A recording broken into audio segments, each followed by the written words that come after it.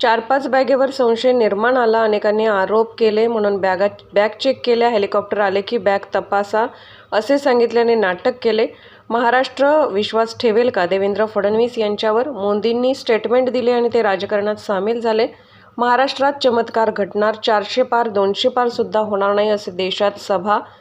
मोदींच्या सभेच्या जास्त होतील तेवढे आमच्या फेवरचं वातावरण. हिंदू मुस्लिम मंगळसूत्र यावर बोलतात.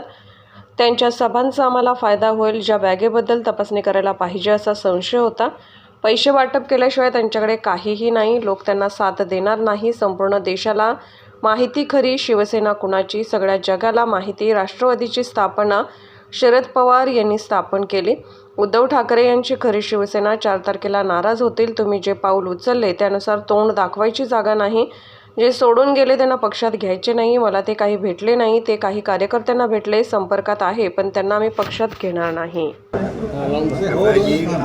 मागे ज्या 4-5 बॅगा त्यांच्या हेलिकॉप्टरमध्ये आल्या त्या 4-5 बॅगेंवर संशय वर्तवण्यात आला की याच्यामध्ये काय आलं, 4-5 बॅगेमध्ये काय एवढे कपडे आले म्हणून सगळीकडे त्याची चर्चा झाली. अनेकांनी आरोप केले.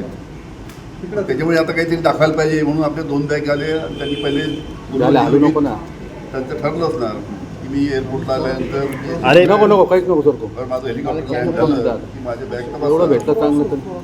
म्हणजे मयूर जो संभ्रम आहे ते हे सगळं नाटक मानवी केले. संशय व्यक्त करण्यात आला होता. त्या 4-5 बॅग त्याच्यामध्ये साहेब समोर 9 बॅग साहेब समोर त्याच्यामुळे मुख्यमंत्र्यांनी देवा केलेला. देशमुख साहेब, देवेंद्र फडणवीसांनी एका वृत्तपत्रात दिलेल्या मुलाखतीत असं म्हटलं की सिंचन घोटाळा जो होता तो त्याचे जे आरोप होते ते खरे होते आणि अजित पवार त्या खात्याचे मंत्री होते त्यामुळे त्यांचंही नाव आलं होतं. मात्र चौकशीमध्ये अजित पवारांचा त्याच्यामध्ये काही संबंध समोर आला. विश्वास ठेवतात त्याचे बोलणं. महाराष्ट्र विश्वास ठेवतो देवेंद्र फडणवीस. मी काय करू आणि मी शूट करतो. जगाला माहिती आहे की सिंचन घोटाळ्याच्या बाबतीत मी पहिला आलेलो आहे. मला धक्कामुक्की करून त्याच्यानंतर अजितदादाची धावपळ झाली आणि लगेच ते राष्ट्रामध्ये सामील झाले. हे सगळे दुनियाला माहिती आहे. अशा गोष्टी ज्या आहेत त्या लोकांना अशा गोष्टी सांगितल्या पाहिजे की ज्या लोकांना पटेल. आपल्याला सांगतो संपूर्ण महाराष्ट्रामध्ये ज्या पद्धतीचं चित्र आहे, महाराष्ट्रामध्ये चमत्कार घडणार आहे. बाहेरच्या राज्याचे रिपोर्ट येते त्या ठिकाणी सुद्धा अतिशय चांगले रिपोर्ट आहे. 400 पार सोडा 200 पार सुद्धा आजच्या तारखेला संपूर्ण देशामध्ये.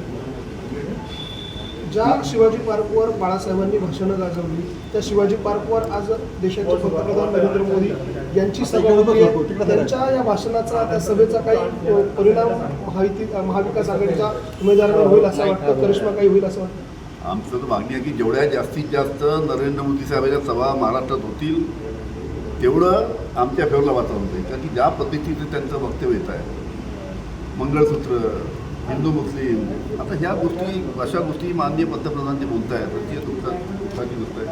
त्यांनी आमचा आग्रह आहे की त्यांनी जास्तीत जास्त सभा घ्यावा. त्याचा आम्हाला 100% फायदा होईल. आमची मागणी आहे की नरेंद्र मोदी साहेबांनी अजून सभा घेतल्या पाहिजे ज्याच्या माध्यमातून काँग्रेस, राष्ट्रवादी, शिवसेनेच्या उमेदवाराला उलटा फायदा होईल. अशा प्रकारचं चित्र आज महाराष्ट्रात आहे.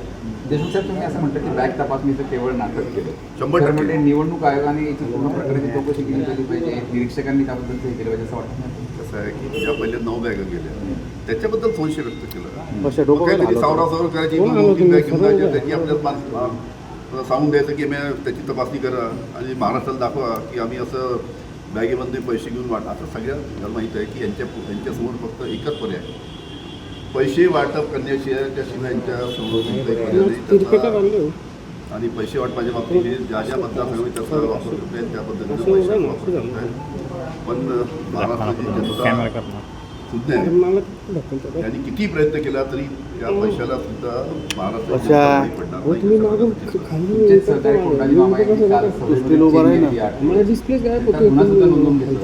त्यांना सुद्धा भांडावं लागेल.